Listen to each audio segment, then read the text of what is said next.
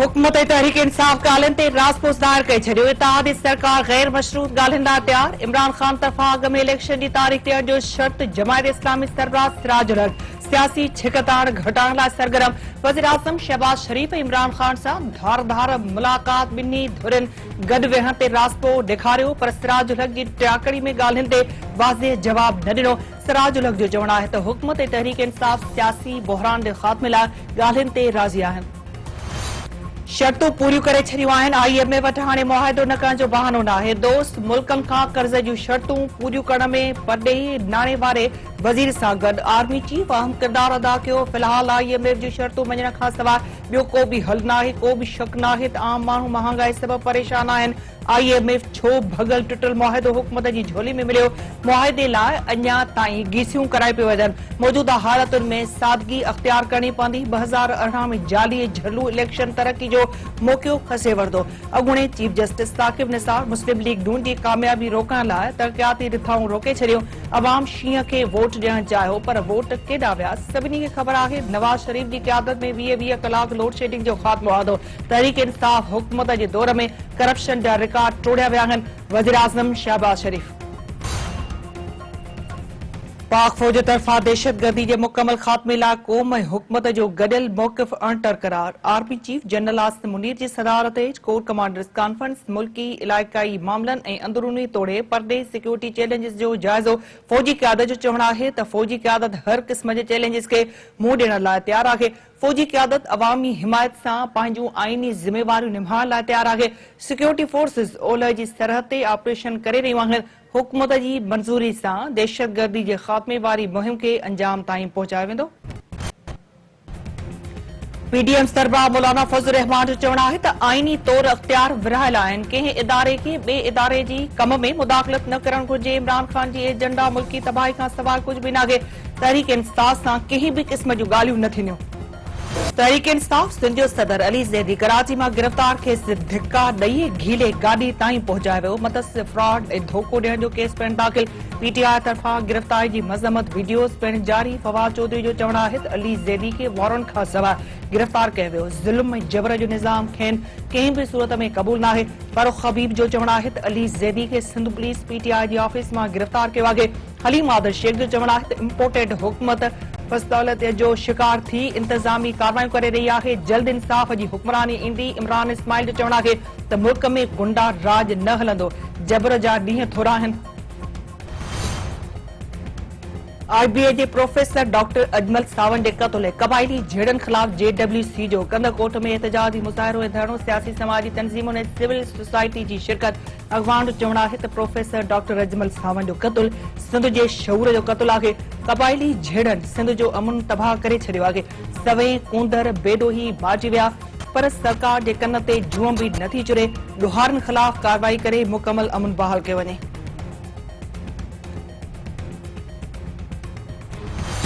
पंजाब जे कचे में धाइलनि ख़िलाफ़ ऑपरेशन लाइ पाक फौज तलब। वफ़ाक़ी काबीना कचे में ऑपरेशन लाइ फौज मुक़ररु करण जी मंज़ूरी ॾेई छॾी। पंजाब हुकूमत कचे में धाइलनि ख़िलाफ़ ऑपरेशन लाइ वफ़ाक़ी सरकार सां राब्तो कयो। हुकूमत जो चवणु आहे त ऑपरेशन लाइ फौजी जथनि गाॾियुनि ऐं औज़ारनि जी ज़रूरत पवंदे। कचे में धाइलनि वटि जदीद हथियार मौजूदु आहिनि। कश्मीर जे घेलपुर वारे इलाइक़े में हथियारबंदनि जी पुलिस मोबाइल ते फायरिंग। 2 एहलकार शहीद ऐं सेजो समेत 4 एहलकार ज़ख़्मी। शहीद थियल पुलिस एहलकार बख्शापुर में मिटी मां हवाले। जनाज़े नमाज़ में SSP इरफान समेत मुख़्तलिफ़ सियासी समाजी अॻवान जी शिरकत। इरफान समेत जो चवणु आहे त क़ौम लाइ जान दी क़ुर्बानी ॾींदड़ पुलिस एहलकारनि खे सलाम आहे। शहीदनि जी क़ुर्बानी ज़ाया न थींदी। ॾोहारनि खे जल्द गिरफ़्तार कयो वेंदो। घोटकी खां सखर ताईं ऑपरेशन करे धाइलनि खे ख़त्म कयो वेंदो। कंबर वेझो हथियारबंदनि जी कार ते फायरिंग में माउ धीउ क़तल। नींगरी ज़ख़्मी सगावती तकरार तां ॾेर पंहिंजी भाॼी साजिदा ऐं भाइटी अकीला खे क़तल करे छॾियो। नींगरी अनीला ज़ख़्मी ॻणती जोगी हालत में अस्पताल मुंतक़िल। पुलिस हिकु जवाबदार खे गिरफ़्तार करे वरितो। मक़तूल जे पुट जो चवणु आहे त अदालत मां हाज़िरी खां वापसी ते चाचनि गाॾी ते फायरिंग कई। फायरिंग में संदसि अमड़ ऐं भेण क़तल थी वियूं।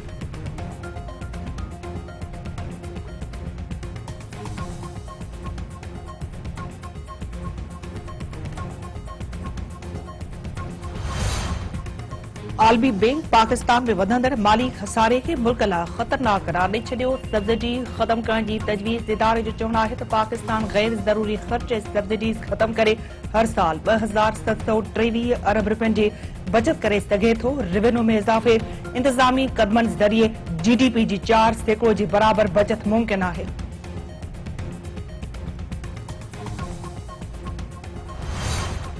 परदेही वज़ीर बिलावल भुट्टो ज़रदारी जो अफ़गानिस्तान जे हममनसब सां फ़ोन ते राब्तो। ॿिन्ही मुल्कनि में लाॻापा मज़बूत करण ते इत्फ़ाक़। परदेही वज़ीर बिलावल भुट्टो ज़रदारी जो चवणु आहे त मज़बूत ऐं ख़ुशहाल अफ़गानिस्तान पाकिस्तान जे मफ़ाद में आहे।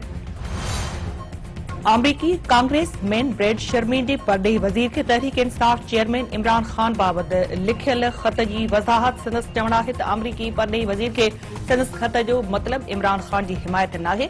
इमरान ख़ान फ़ोन ते आगाह कयो त हू अमरीका जो मुख़ालिफ़ नाहे।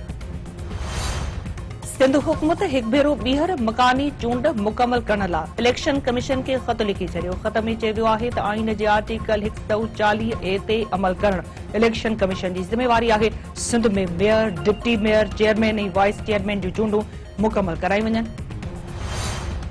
घोटकी जी अदालत महर सरदारनि ख़िलाफ़ अगवा जो केस ख़ारिज करे छॾियो। अदालत तरफ़ां अली गोहर महर ऐं ॿियनि ख़िलाफ़ केस C क्लास करे रिपोर्ट पेश करण जी हिदायत। फरियादी वकील कंबर शाह काज़मी तरफ़ां फ़ैसिले खे हाई कोर्ट में चैलेंज करण जो ऐलान। दादू में संगावती तकरार तां हथियारबंदनि जी फायरिंग में औरत क़तल। शहबाज कॉलोनी में हथियारबंदनि हलीमा खे गोलियूं हणी क़तल करे छॾियो।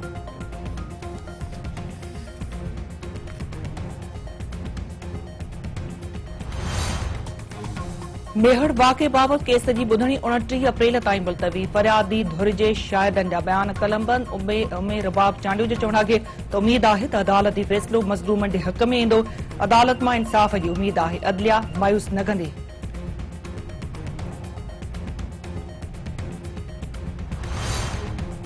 सिजावल वेझो फुरदौरान मज़ामत करण ते माल जो वापारी बेदर्दीअ सां क़तल। हथियारबंदनि अलू वापारी खे गोलियूं हणी क़तल करे छॾियो। मक़तूल जे वारसनि जो एहतजाजी मुज़ाहिरो। लाश रखी धरणो। सिजावल ऐं ठठे रोड ते ट्रैफ़िक मुअतल। मीरपुर ख़ास में विम दौरान औरत ऐं संदसि ॿारड़ो फोत थियण जे केस में डॉक्टरियाणी ते 44 लख रुपया ॾंड। अदालत तरफ़ां 10 लख रुपया औरत जे वालिदेन ऐं 34 लख रुपया ॿारनि खे अदा करण जो हुकुम।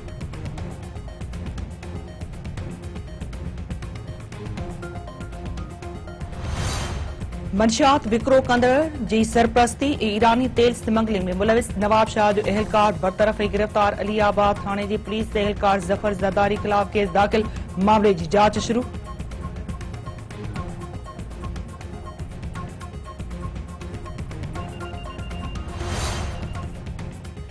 टंडे आदम वेझो फार्म हाउस जी स्विमिंग पूल में वेंझंदे नींगर बुॾी फोत। 12 वरनि जे सफ़ियान स्विमिंग पूल में वेंझंदे दमधणी हवाले कयो।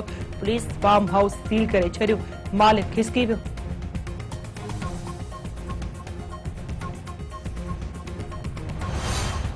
ऐं पाकिस्तानी न्यूज़ीलैंड ख़िलाफ़ ॿी T20 मैच में बैटिंग। क़ौमी क्रिकेट टीम खे 5 मैचुनि जी सीरीज़ में ॿुड़ी जी भेट में 1 तां सरसी हासिल।